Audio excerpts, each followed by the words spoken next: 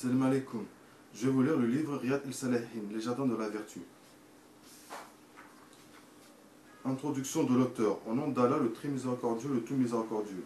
Louange à Allah, l'un est le dominateur, le puissant, et celui qui pardonne, celui qui enroule la nuit sur le jour comme un rappel à ceux qui ont un cœur et des yeux et comme un objet de réflexion pour les gens doués de raison et d'observation. C'est lui qui a éveillé parmi ses créatures celles qu'il a élues en les faisant renoncer à ce bas monde et en leur permettant de fixer leur attention sur lui et de prolonger leur méditation et leurs pensées. Il leur a aussi permis de suivre les exhortations et de s'attacher aux évocations et les a assistés dans leur acte d'adoration, dans leur préparation à prendre le chemin de la dernière demeure, à prendre garde à ceux qui suscitent sa colère et impliquent la damnation et à se préserver de tout cela en dépit des avatars et des vicissitudes de la vie ici-bas. Je le loue avec la louange la plus complète, la plus pure, la plus globale et la plus élevée. Je témoigne qu'il n'y a de Dieu qu'Allah, le bienfaisant et le généreux, le compatissant et le miséricordieux. Et je témoigne que Mohammed est son serviteur et son messager, son bien-aimé et son intime. Il est celui qui guide sur le droit chemin et celui qui appelle la religion de la droiture. Que les prières et le salut d'Allah soient sur lui ainsi que sur l'ensemble des prophètes, sur leurs proches et sur tous les saints. Cela étant dit, Allah a dit: je n'ai créé les djinns et les hommes que pour qu'ils m'adorent. Je ne cherche pas d'eux une subsistance et je ne veux pas qu'ils me nourrissent. C'est là l'affirmation que les djinns et les hommes ont été créés pour l'adoration et par conséquent qu'ils doivent prendre soin de ce pourquoi ils ont été créés et se détourner des séductions de ce bas monde en y renonçant, car ce bas monde est une demeure éphémère et non un lieu d'éternité. Il est un vaisseau de passage et non une demeure de félicité et une maison de déchirement et non un domicile permanent.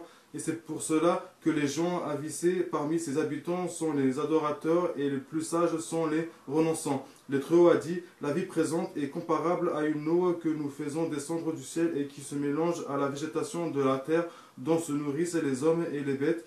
Puis lorsque la terre prend sa parure et s'embellit, notre ordre lui vient de nuit ou de jour. C'est alors que nous la rendrons toute moissonnée comme si elle n'avait pas été florissante à la veille. Ainsi exposons-nous les preuves pour des gens qui réfléchissent. Les versets de ce genre sont nombreux et c'est à juste titre que le poète a dit: Allah a des serviteurs intelligents qui ont divorcé de ce bas monde et ont craint les séductions. Ils ont regardé ce bas monde et lorsqu'ils ont vu qu'il n'était pas fait pour être une partie pour un vivant, ils en ont fait une pleine mer et ont utilisé les bonnes actions comme un navire pour la traverser. Si la situation est telle que je viens de la décrire, et si notre situation et ce pourquoi nous avons été créés sont telles que je viens de le montrer, il est du droit de celui à qui sont imposées des obligations d'adopter la doctrine des pieux et d'emprunter le chemin des gens qui respectent les interdits et qui sont clairvoyants, de se tenir prêt à prendre le chemin que j'ai indiqué et de s'occuper de ce dont j'ai parlé. Le chemin le plus court pour cela et la voie la plus droite qu'on peut emprunter pour ce faire reste l'attachement à ce qui a été rapporté authentiquement par notre prophète, le maître des premiers et des derniers, et le plus noble parmi les anciens et ceux qui vont venir. Le Très-Haut a dit: entraidez-vous dans l'accomplissement des bonnes œuvres et de la piété. Il a été rapporté d'une façon authentique que le prophète Mohammed sallallahu alayhi wa sallam a dit: Allah sera toujours au service de son serviteur tant que celui-ci sera au service de son frère. Il a dit aussi: celui qui indique une bonne action aura la même récompense que celui qui l'accomplira. Il a dit également: celui qui appelle à une bonne conduite aura la récompense de ceux qui la suivront sans que cela ne diminue en rien leur récompense. Il a dit de même à Ali: par Allah, le fait qu'Allah guide par ton intermédiaire un seul homme est préférable pour toi que de posséder des chamelles rousses. J'ai donc vu qu'il serait utile que je fasse une compilation sommaire de hadiths authentiques englobant ce qui peut constituer une voie vers l'au-delà. Pour son auteur, collectant ses vertus morales, ésotériques et exotériques, en rassemblant ce qui inspire la motivation et tarhib et la crainte et tarhib, ainsi que l'ensemble des catégories des règles de bienséance propres au cheminement dans la voie d'Allah, à savoir les hadiths incitant au renoncement, aux mortifications des âmes, au polissage du comportement, à la purification des cœurs et leur remède à la préservation des organes et à l'élimination de leurs distorsions, de même que tous les autres desseins des gnostiques, des connaissants par Allah el-Arfin. Je me suis imposé comme ligne de conduite de ne citer que les hadiths authentiques parmi les plus connus ajoutés aux ouvrages authentiques célèbres, en commençant les chapitres par des versets du Saint-Coran et en donnant aux expressions dont le sens subtil nécessite une explication ou une correction, des indications et des annotations. Si je précise à la fin d'un hadith que celui-ci fait l'objet de consensus, cela veut dire qu'il a été rapporté par Bukhari et Muslim. J'espère dans le cas où cet ouvrage sera achevé qu'il conduira celui qui le lira vers le bien et constituera un obstacle contre les différentes formes de vilenie et de damnation. Enfin, je demande à tous mes frères qui profitent un tant soit peu de cet ouvrage d'invoquer Allah pour moi, pour mes parents, pour nos amis et pour l'ensemble des musulmans. En Allah, le généreux, je mets ma confiance et à lui je délègue mes affaires. Allah me suffit et il est le meilleur des mandants. Il n'y a de force et de puissance qu'en Allah, le puissant et le sage. Abu Abdallah Jabir ibn Abdallah el-Nassari a dit: nous étions avec le prophète Mohammed sallallahu alayhi wa sallam en campagne lorsqu'il nous a dit: il y a à Médine des hommes qui, à chaque fois que vous parcouriez une contrée ou que vous traversiez une vallée, étaient avec vous. Seule la maladie les a retenus dans leur demeure. Dans une autre version, il est dit: ils partagent avec vous à la récompense, rapportée par Muslim. Bukhari a rapporté ce hadith d'Anas. De cette façon, nous sommes revenus de l'expédition de Tabouk avec le prophète Mohammed sallallahu alayhi wa sallam qui nous a dit: nous avons laissé des gens derrière nous à Médine qui étaient avec nous à chaque fois que nous empruntions un sentier ou que nous traversions une vallée. Seul un motif valable les a empêchés d'être avec vous. Abu Yazid ibn Mani ibn Yazid ibn al-Khannas, le fils, le père et le grand-père étaient des compagnons qu'Allah les agrée, a dit. Abu Yazid avait pris quelques dinars pour en faire l'aumône et les avait donnés à un homme dans la mosquée afin de les distribuer. Lorsque j'entrai dans la mosquée, cet homme me donna les dinars. Je les pris et j'allais voir mon père pour l'en informer. Il me dit: par Allah, ce n'est pas à toi que je destinais ces dinars. Nous allâmes voir le prophète Mohammed sallallahu alayhi wa sallam pour lui exposer notre cas. Et il nous répondit: tu seras récompensé selon tes attentions, ô Yazid. Quant à toi, Maïn, tu mérites ce que tu as pris. Rapporté par Bukhari. Chapitre 1. Concernant la sincérité et la présence de l'attention dans tous les actes, les paroles et les circonstances apparents ou cachées. Les Très-Hauts a dit: il ne leur fut ordonné cependant que d'adorer Allah, lui vouant un culte exclusif, d'accomplir la prière et d'acquitter la zakat, l'impôt légal, et voilà la religion de droiture. Il a dit aussi: ni leur chair ni leur sang n'atteindront Allah, mais c'est votre piété qui l'atteindra. Il a dit également: dit que vous cachiez ce qui est dans vos poitrines ou que vous le divulguiez, Allah le sait. D'après l'émir, commandeur des croyants, Abi al-Famar ibn al-Khattab, le messager d'Allah, Muhammad sallallahu alayhi wa sallam, a dit: les actes ne valent que par leur attention et chaque homme sera jugé selon ses attentions. Celui dont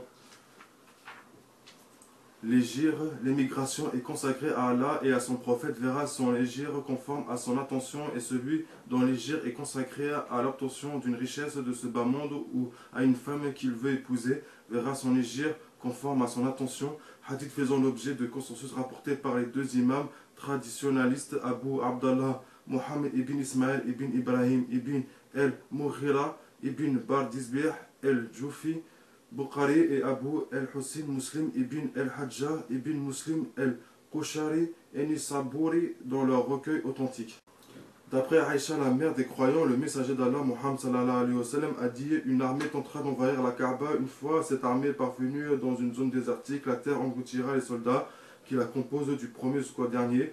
Aïcha a dit: j'ai dit au messager d'Allah, Muhammad sallallahu alayhi wa sallam, comment seront-ils engloutis du premier jusqu'au dernier alors qu'il y aura parmi eux des commerçants et des personnes venues avec d'autres intentions? Il répondit: ils seront engloutis du premier jusqu'au dernier, puis ils seront ressuscités conformément à leur intention. Hadith faisant l'objet de consensus, et ceci est le propos de Bukhari.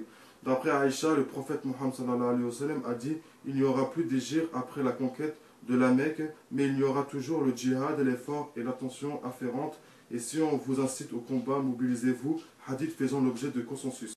Sa'd ibn Abu Waqqa, l'un des 10 compagnons à qui a été promis le paradis, a dit: le prophète Mohammed sallallahu alayhi wa sallam vint me rendre visite alors du pèlerinage de l'adieu, alors que je me plaignais d'une maladie grave. Je lui dis: ô messager d'Allah, tu vois dans quel état je suis, moi qui possède beaucoup de biens et qui n'ai qu'une seule fille qui peut mériter. Dois-je faire l'aumône des 2 tiers de mes biens? Il me répondit: non. Je dis alors: de la moitié? Il me répondit: non. Je dis: du tiers alors, au messager d'Allah? Il me répondit alors: le tiers, et le tiers, c'est déjà beaucoup. Il vaut mieux que tu laisses tes héritiers à l'abri du besoin plutôt que de les laisser à la charge des gens. toute dépense que tu feras par amour d'Allah, tu en seras récompensé, y compris pour la bouchée de nourriture que tu mettras dans la bouche de ton épouse.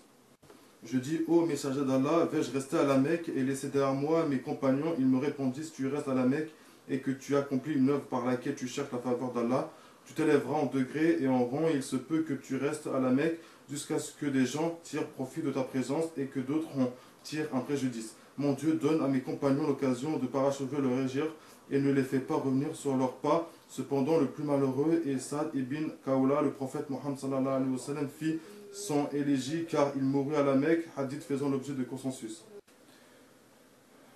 D'après Abu Huraira, le messager d'Allah, Mohammed sallallahu alayhi wa sallam, a dit: Allah ne regarde pas vos apparences physiques ni vos formes, mais il regarde vos cœurs et vos œuvres, rapportées par Muslim. Abu Boussa el-Ashari a dit: on interrogea le messager d'Allah, Mohammed sallallahu alayhi wa sallam, au sujet de l'homme qui combat avec courage, de celui qui combat avec ardeur et de celui qui combat avec ostentation, pour savoir quel est celui d'entre eux qui combat au service d'Allah. Il répondit: celui qui combat pour que la parole d'Allah triomphe, et celui qui combat au service d'Allah, hadith faisant l'objet de consensus. Abu Bakr ibn al-Harith al-Takfi a dit: le prophète Mohammed sallallahu alayhi wa sallam a dit: lorsque deux musulmans se combattent avec leur épée, celui qui tue et celui qui meurt iront tous deux en enfer. Je dis au messager d'Allah: passe que celui qui tue aille en enfer, mais celui qui meurt, qu'en est-il de son cas? Il me répondit: lui aussi désirait tuer son compagnon, hadith faisant l'objet de consensus. Selon Abu Huraira, le messager d'Allah, Muhammad sallallahu alayhi wa sallam, a dit: la prière de l'homme en groupe est supérieure à sa prière dans la boutique, au marché ou chez lui de 27 degrés, en ce sens que lorsque celui-ci fait ses ablutions convenablement, puis vient à la mosquée en ne désirant que l'accomplissement de la prière, chaque pas accompli en direction de la mosquée l'élève d'un degré et efface un péché jusqu'à ce qu'il entre dans la mosquée. Une fois à l'intérieur de la mosquée, il demeure en prière tant que celle-ci l'y retient. Et tant qu'il demeurera là où il a accompli sa prière, les anges prieront en sa faveur en disant: mon Dieu, accorde-lui ta miséricorde, mon Dieu, pardonne-lui, mon Dieu, accepte son repentir. Il en sera ainsi tant qu'il ne fera pas de tort à ceux qui l'entourent et tant qu'il ne perdra pas son état de purification mineure, wudu, accepté à l'unanimité. D'après Abu el-Abbas, Abdallah ibn Abbas ibn Abdel Muttalib, le messager d'Allah, Mohammed sallallahu alayhi wa sallam, d'après ce qu'il rapporte de son Seigneur, a dit: Allah inscrit les bonnes et les mauvaises actions sur la table bien gardée.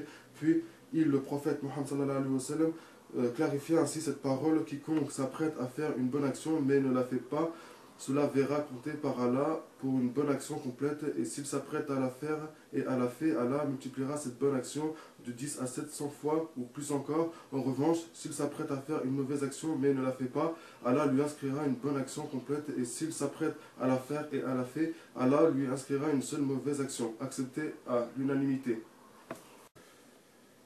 Abu Abdurrahman Abdallah ibn Omar ibn al-Khattab a dit: j'ai entendu le messager d'Allah, Muhammad sallallahu alayhi wa sallam, dire: trois hommes parmi ceux qui vous ont précédés sont partis un jour en voyage, et la nuit les surprit alors qu'ils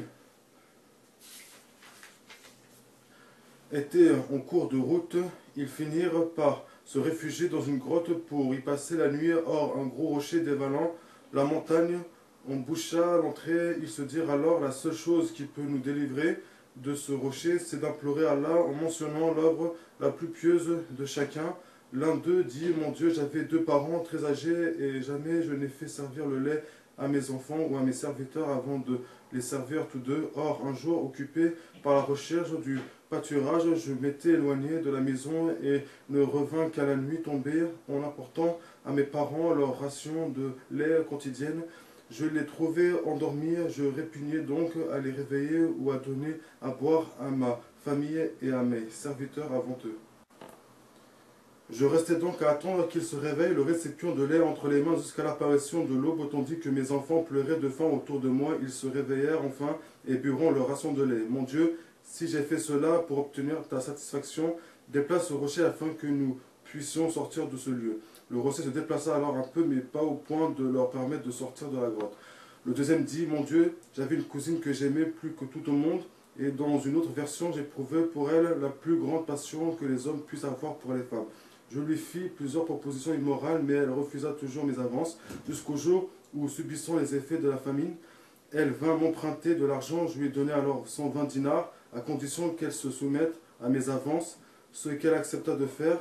Une fois soumise à mon pouvoir, et dans une autre version, au moment où je me plaçais entre ses jambes, elle me dit: crains Allah et ne déchire l'immonde qu'à juste titre, c'est-à-dire dans le cadre du mariage. Je m'éloignai alors d'elle, bien qu'elle fût la femme que j'aimais le plus, en lui laissant l'argent que je lui avais donné. Mon Dieu, si j'ai fait cela pour obtenir ta satisfaction, déplace ce rocher afin que nous puissions sortir de ce lieu. Le rocher se déplaça alors un peu, mais pas au point de leur permettre de sortir de la grotte.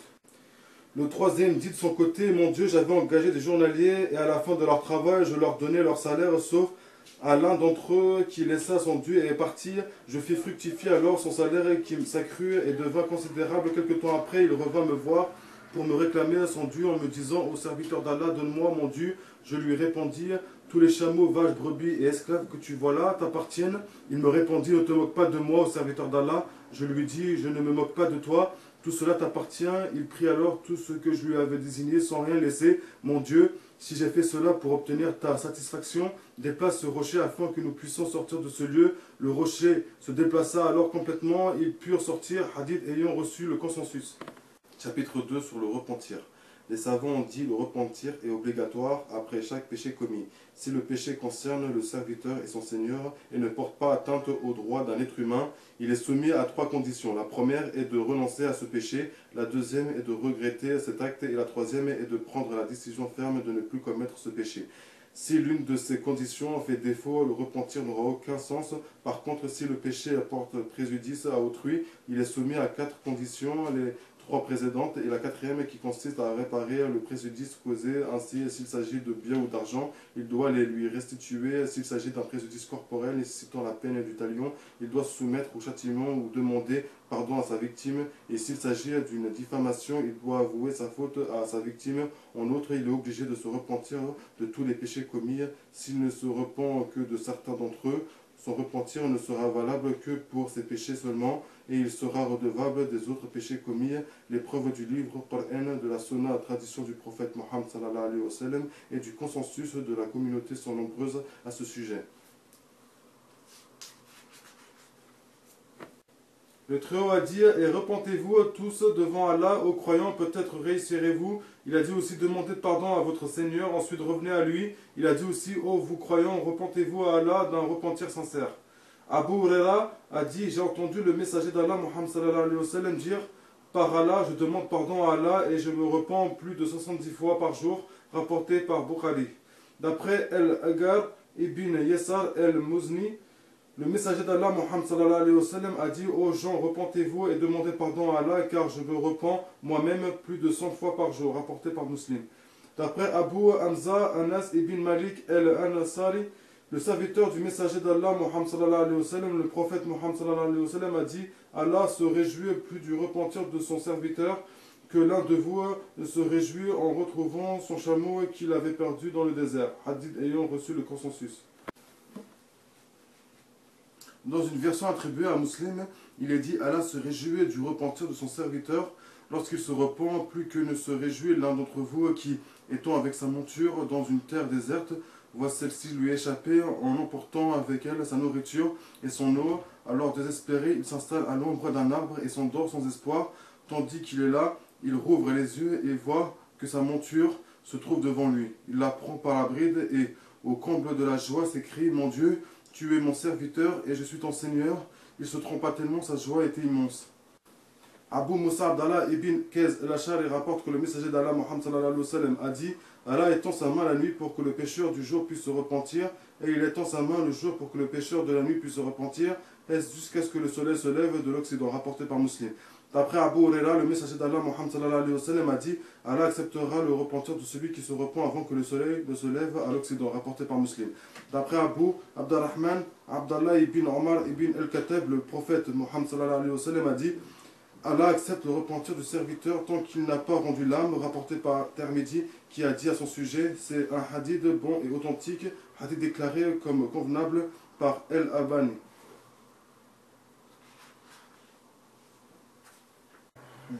Zir ibn Ubesh a dit: je suis allé voir Sofiane ibn Assal pour l'interroger sur le passage des mains sur les chaussures, et il m'a dit: qu'est-ce qui t'a amené au Zir?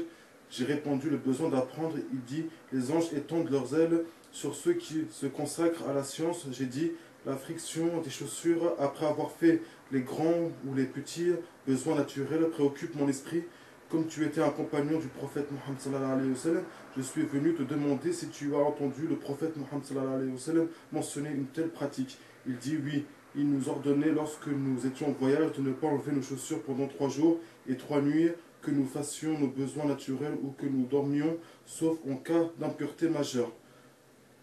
Je dis, il a entendu parler de l'amour. Il dit oui, tandis que nous étions en voyage avec le messager d'Allah, Mohammed sallallahu alayhi wa sallam, et alors que nous étions en sa compagnie, un bédouin vint et l'interpella avec sa puissante voix. Ô Mohammed, le prophète Mohammed sallallahu alayhi wa sallam lui répondit sur le même ton. Me voici, je m'adressais au bédouin en ces termes, malheur à toi, baisse ta voix, car tu es en présence du messager d'Allah, Mohammed sallallahu alayhi wa sallam, et il nous a été interdit de faire cela. Il répondit, par Dieu, je ne baisserai pas ma voix. Il ajouta en s'adressant au prophète Mohammed sallallahu alayhi wa sallam, l'homme aime les gens de bien, mais il n'est pas encore parvenu à leur rang. Le prophète Mohammed sallallahu alayhi wa sallam lui dit, l'homme sera avec ceux qu'il aime le jour de la résurrection. Puis il continua de nous entretenir et nous parla d'une porte située à l'Occident, dont la largeur équivaudrait au parcours d'un cavalier marchant pendant 40 ou 70 ans. Sofiane, l'un des rapporteurs du hadith, dit, cette porte se trouve du côté de la Syrie, Cham, et Allah l'a créée lorsqu'il créa les cieux et la terre. Elle est ouverte au repentir et ne sera fermée que lorsque le soleil se lèvera de son côté, rapporté par Tirmidhi et autres. Tirmidhi a dit, c'est un hadith authentique considéré comme convenable par El-Albani. D'après Abu Saïd Saad ibn Malik ibn Sinan el-Khudri, le prophète Mohammed sallallahu alayhi wa sallam a dit, il y avait parmi ceux qui vous ont précédé un homme qui avait assassiné 99 personnes. Il demanda qu'on lui indique le nom de l'homme le plus savant de la terre afin de l'interroger sur la possibilité de se repentir. On lui montra un ascète qui vivait retiré et il alla le trouver en lui disant, j'ai tué 99 personnes, est-ce que je peux me repentir? Il lui répondit non. Il le tua alors et atteint ainsi le chiffre de 100 victimes. Il demanda de nouveau qu'on lui indique le nom de l'homme le plus savant de la terre afin de l'interroger sur la possibilité de se repentir. On lui indiqua le nom d'un érudit qu'il alla trouver en lui répétant les mêmes propos.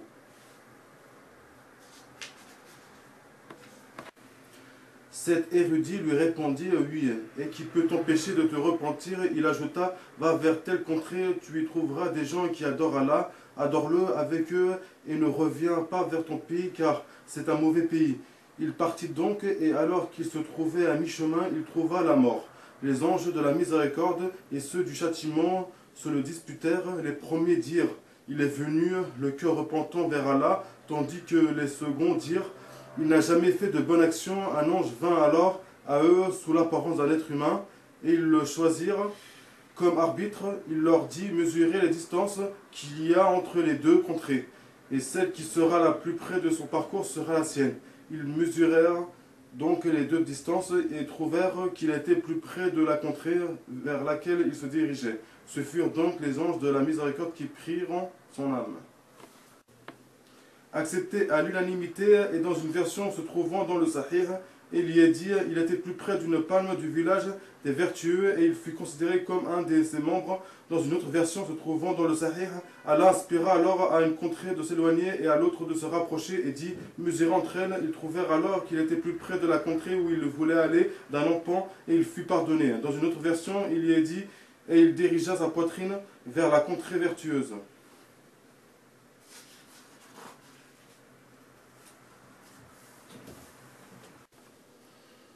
Abdallah ibn Ka'b ibn Malik, qui lui servit de guide lorsqu'il fut atteint de cécité, a dit, j'ai entendu Ka'b ibn Malik parler du jour où il manqua à l'appel du prophète Mohammed sallallahu alayhi wa sallam lors de l'expédition de Tabouk. Il dit, jamais je n'ai manqué une expédition dirigée par le prophète Mohammed sallallahu alayhi wa sallam, sauf celle de Tabouk. Certes, je ne l'ai pas accompagné à Badr, mais le prophète n'a blâmé personne pour cette absence, car il était parti avec ses compagnons pour intercepter la caravane de Quraysh jusqu'à ce qu'Allah leur fit rencontrer leur ennemi à l'improviste. J'ai participé toutefois en compagnie du prophète Mohammed sallallahu alayhi wa sallam à la rencontre de la nuit de la Kaaba où a eu lieu notre conversation à l'islam et je n'échangerai pas ma participation à celle-ci pour celle de Badr, bien que les gens ayant tendance à parler plus souvent de Badr que de Kaaba. En ce qui concerne mon absence lors de l'expédition du prophète Mohammed sallallahu alayhi wa sallam à Tabouk, il faut dire que jamais je n'ai été aussi fort et aussi riche que lorsque je me suis abstenu d'y participer, et par Allah, je n'avais jamais possédé deux montures avant cette expédition. En outre, jamais le messager d'Allah, Mohammed sallallahu alayhi wa sallam, n'entreprenait une expédition sans simuler de se diriger vers une autre, sauf lors de cette expédition. Il l'entreprit par une journée caniculaire en se préparant à un long voyage, à la traversée d'un désert hostile et aride et à la rencontre de nombreux ennemis. Il informa les musulmans de ses intentions et de son objectif, puis leur donna des instructions afin qu'ils se préparent. Les musulmans qui prenaient part à cette expédition étaient nombreux, mais leurs noms n'étaient enregistrés dans aucun registre d'Iwan. Ceux qui avaient l'intention de s'abstenir de participer à cette expédition pensèrent que leur absence passerait inaperçue, à moins qu'une révélation ne soit faite par Allah à ce sujet. Le messager d'Allah, Mohammed sallallahu alayhi wa sallam, ne prit la décision de se mettre en marche qu'une fois les fruits mûrs et l'ombre disponible, ce que j'appréciais. Le messager d'Allah, Mohammed sallallahu alayhi wa sallam, fit donc ses préparatifs ainsi que tous les musulmans. Je m'apprêtais pour ma part à suivre leur exemple, mais à chaque fois, je reportais ces préparatifs à plus tard en me disant qu'une fois ma décision prise, il me serait plus facile de les faire. Je ne cessais donc de les reporter alors que les musulmans s'appliquaient sérieusement à leurs tâches.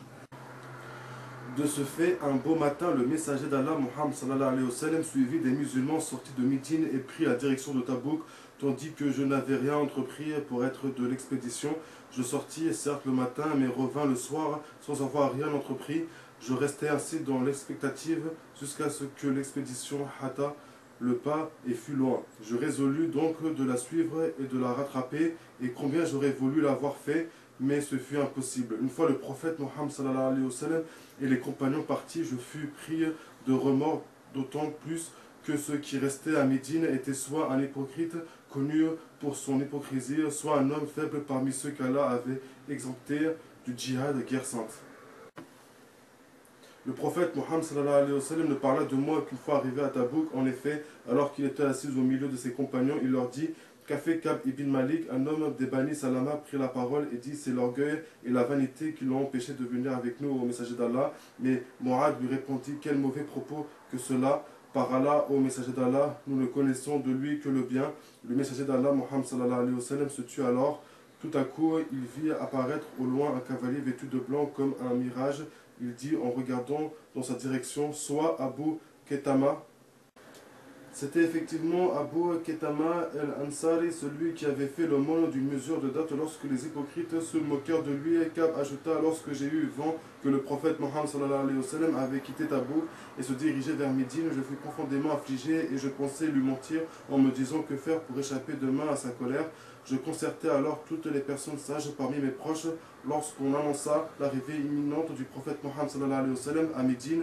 Donc c'est toute idée de mensonge me quitta, puisque j'étais arrivé à la conclusion que rien au monde ne pourrait me soustraire à son courroux. Je pris donc la décision de dire la vérité, quoi qu'il puisse m'en coûter. À son arrivée, le prophète se dirigea comme il le faisait à chaque fois qu'il revenait de voyage vers la mosquée, où il fit une prière de 2 rak'at, cycle. Une fois sa prière achevée, il s'assit pour recevoir les gens. C'est alors que vinrent ceux qui avaient fait défection lors de l'expédition pour se justifier auprès de lui en jurant leur bonne foi. Ils étaient plus de 80. Le prophète Mohammed sallallahu alayhi wa sallam accepta leurs excuses et invoqua Allah en leur faveur, laissant leur secret à son jugement, puis vint mon tour de me présenter devant lui.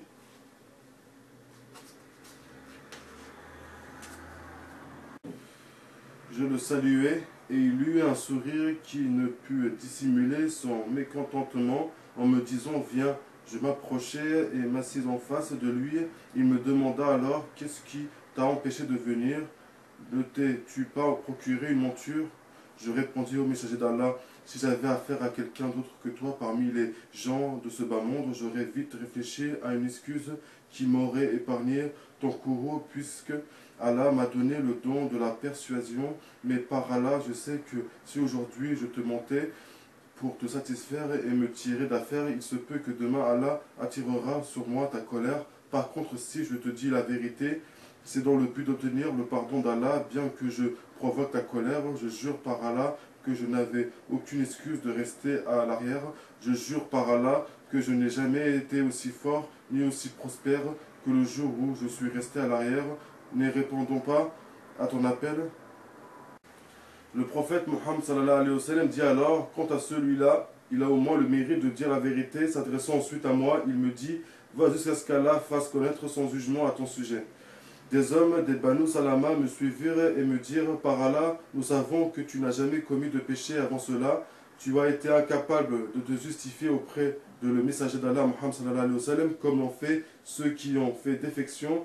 Il aurait suffi que le messager d'Allah, Mohammed sallallahu alayhi wa sallam, demande pardon en ta faveur pour que ton péché soit effacé. Par Allah, ils cessèrent de me faire des reproches à tel point que je voulais retourner auprès du prophète Mohammed sallallahu alayhi wa sallam pour démentir mes paroles précédentes. Mais je me retins.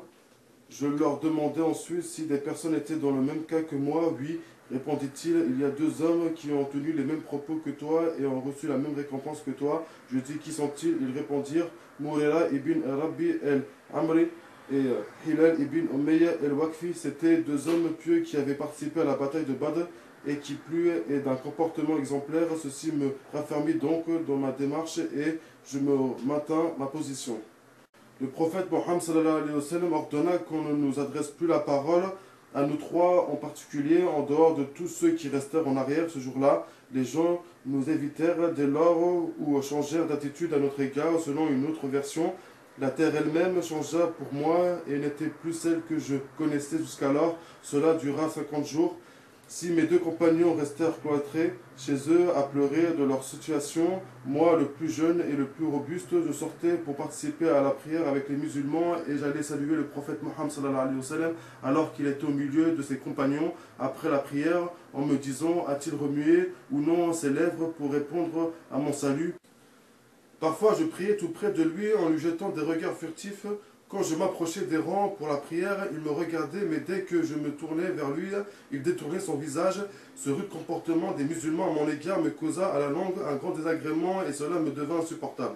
Un jour, n'y tenant plus, je décidai de me rendre chez Abu Qatada, un cousin et un des hommes qui m'étaient le plus cher. J'escaladai le mur de son jardin et lui adressai mon salut, mais par Allah, j'avoue qu'il ne répondit même pas.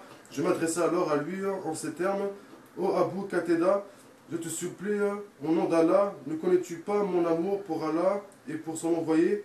Il ne répondit pas. Je répétai ma question en le suppliant de nouveau, mais il ne répondit pas. Je revins à la charge et le suppliai de nouveau. À la fin, il finit par dire, Allah et son envoyé sont plus savants à ce sujet. Je fondis alors en larmes, puis fis demi-tour et sortis en escaladant le mur du jardin. Tandis que je marchais dans les rues de Médine, j'entendis un Nabatéen venu de Syrie pour vendre des vivres à Médine qui criait, qui peut me conduire à Kab ibn Malik? Et les gens le menèrent jusqu'à moi. Une fois en ma présence, il me remit un message du roi de Rassen. Étant le trait, je lus son message dont voici le contenu. Nous avons appris que ton compagnon s'est détourné de toi, mais Allah ne t'a pas soumis à l'humiliation et ne t'a pas abandonné. Viens chez nous et nous te consolerons et compenserons ce que tu as perdu. Ayant terminé la lecture du message, je me dis, c'est là encore une nouvelle épreuve. Je pris donc ce message et le jetai dans le four à pain où il brûla. Lorsque 40 des 50 jours de l'épreuve passèrent et que la révélation ne se manifestait toujours pas, un émissaire du messager d'Allah, Mohammed sallallahu alayhi wa sallam, vint me voir et me dit, le messager d'Allah t'ordonne de te séparer de ton épouse. Je dis, que dois-je faire? La répudier? Non, répondit-il, évite-la et ne l'approche pas. Mes deux compagnons reçurent la même instruction. Je me suis adressé alors à ma femme en ces termes, rejoins les tiens et reste avec eux jusqu'à ce que le jugement d'Allah soit connu. L'épouse de Hilal ibn Umayya vint me voir le prophète Mohammed sallallahu alayhi wa sallam en lui disant, ô messager d'Allah, Hilal ibn Umayya a besoin de quelqu'un qui s'occupe de lui. Or, il n'a aucun serviteur, vois-tu, quelque inconvénient si je reste pour le servir? Il lui répondit, non, mais qu'il ne s'approche pas de toi. Elle dit, par Allah, il n'a plus de goût pour quoi que ce soit, et il ne cesse de pleurer depuis que cette affaire a commencé. Certains de mes proches me dirent alors, et si tu demandes au messager d'Allah la permission de garder ton épouse pour s'occuper de toi, ne l'a-t-il pas permis à Hilal ibn Umayya, dont l'épouse est restée auprès de lui? Je leur rétorquai, je ne demanderai pas cela au messager d'Allah, Muhammad sallallahu alayhi wa sallam, et qui pourrait me dire quelle serait sa récompense, sachant que je suis un homme jeune et robuste. Je demeurai ainsi 10 autres jours, ce qui faisait en tout 50 jours depuis que le prophète Muhammad sallallahu alayhi wa sallam avait ordonné qu'on ne nous adresse plus la parole. Le matin du 50e jour, j'accomplis la prière de l'aube sur la terrasse d'une de nos maisons et je restais assis dans un état d'affliction tel que l'avait décrit Allah dans son livre saint. Toute vaste qu'elle fût, la terre leur paraissait exiguë. Ils se sentaient à l'étroit dans leur propre personne. C'est alors que j'entendis une voix puissante qui venait du haut du mont de Sal et qui disait: Ô Ka'b ibn Malik, régis-toi, je me prosternai face contre terre car j'eus la conviction que l'heure de la délivrance venait de sonner. Le prophète Mohammed sallallahu alayhi wa sallam avait informé les gens après la fin de la prière de l'aube du pardon d'Allah à notre égard et les fidèles partirent aussitôt pour nous annoncer la bonne nouvelle.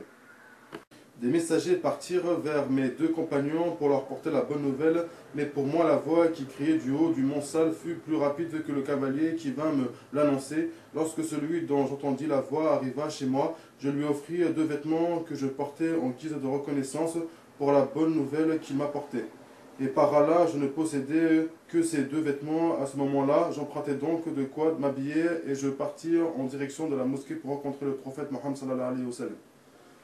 Sur mon chemin, j'étais accosté par des groupes de gens qui me félicitaient pour mon repentir en me disant que le pardon d'Allah en ta faveur soit une bénédiction. Il en fut ainsi jusqu'à ce que j'entre dans la mosquée. Le messager d'Allah, Mohammed sallallahu alayhi wa sallam, était assis entouré de gens. Talha ibn Ubaydillah se leva et se hâta vers moi en me serrant contre lui et en me congratulant. Allah m'est témoin qu'il fut le seul parmi les Muhajirin à faire cela. Ka'b n'oubliera jamais ce geste de Talha lorsque je saluais le messager d'Allah, Muhammad sallallahu alayhi wa sallam. Il répondit le visage resplendissant de joie: Réjouis-toi du plus beau jour que tu aies vécu depuis que ta mère t'a mise au monde. Je dis: ce pardon émane-t-il de toi, au messager d'Allah, ou d'Allah? Il répondit plutôt d'Allah. Lorsque le messager d'Allah était joyeux, son visage resplendissait de joie comme si c'était une portion de lune, et nous savions lorsque cela se produisait. Une fois devant lui, je lui dis: Ô messager d'Allah, mon repentir implique que je donne mes biens en aumône pour l'amour d'Allah et de son messager. Il me répondit: Garde une partie de tes biens, ce sera mieux pour toi. Je garderai donc ma part du butin de Kebar, dis-je, en ajoutant au messager d'Allah: C'est en raison de ma sincérité qu'Allah m'a pardonné. Aussi, mon repentir implique que plus jamais je ne mentirai tant que je serai en vie. Par Allah, je ne connais aucun musulman qu'Allah ait gratifié plus que moi pour la sincérité de mes paroles et depuis que je me suis engagé en ce sens devant le prophète Mohammed sallallahu alayhi wa sallam. À ce jour, je jure par Allah que je n'ai jamais plus menti volontairement depuis que je l'ai promis au prophète Mohammed sallallahu alayhi wa sallam. Tout ce que je souhaite, c'est qu'Allah me préserve du mensonge pour le restant de ma vie. Allah révéla alors: Allah a accueilli le repentir du prophète, celui des immigrés et des ansars, auxiliaires qui l'ont suivi à un moment difficile jusqu'à il est compatissant et miséricordieux à leur égard. Et il accueillit le repentir des 3 hommes qui étaient restés à l'arrière, si bien que, toute vaste qu'elle fût, la terre leur paraissait exiguë, et jusqu'à craigner Allah et soyez avec les véridiques. Ka'b a dit: Par Allah, Allah ne m'a pas accordé un bienfait plus grand à mes yeux, après m'avoir guidé vers l'islam, que la sincérité dont j'ai fait preuve à l'égard du prophète Mohammed sallallahu alayhi wa sallam, car un mensonge aurait causé ma perte, à l'instar de ceux qui lui ont menti. En effet, Allah a stigmatisé ceux qui ont menti lorsqu'il fit la révélation, comme il n'a jamais stigmatisé quelqu'un. Il a dit: Ils vous font des serments par Allah quand vous êtes de retour afin que vous passiez sur leur tort. Détournez-vous d'eux, ils ont une souillure et leur refuge est l'enfer en rétribution de leur forfait. Ils vous font des serments pour trouver grâce à vos yeux, et même si vous êtes satisfait d'eux, Allah n'est pas satisfait des gens pervers. Ka'b ajouta: Notre jugement à nous 3 fut différent de ceux à qui le prophète Mohammed sallallahu alayhi wa sallam pardonna lorsqu'ils jurèrent devant lui de leur bonne foi.